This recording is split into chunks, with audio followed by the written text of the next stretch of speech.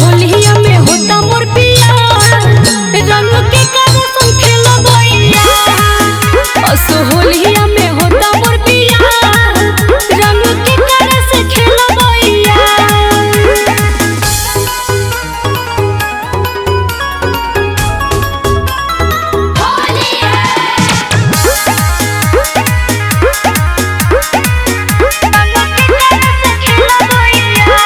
सपना तू दिहलू बिखार ऐसा न्यूज सुना के जान।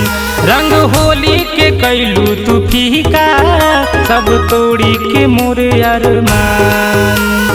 सब सपना पूरा कर पापा कोइले शादी सेट हो सुनी के बानियों पान सेट हो।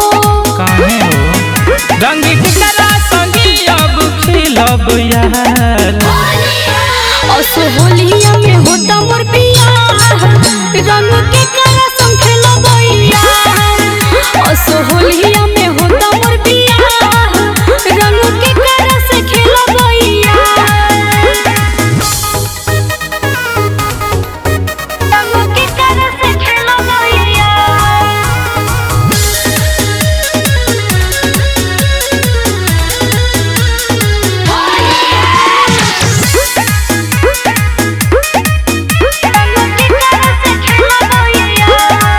यही जतू के जियरा हमार कोई जा होली संग खेली भतार। झूठे बाड़ू इमोशनल भइल तोहर बदलल बाटे विचार।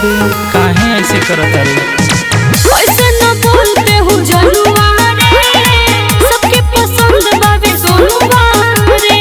अरे का कर कैलू गोविंद के आप जियल दुसवार।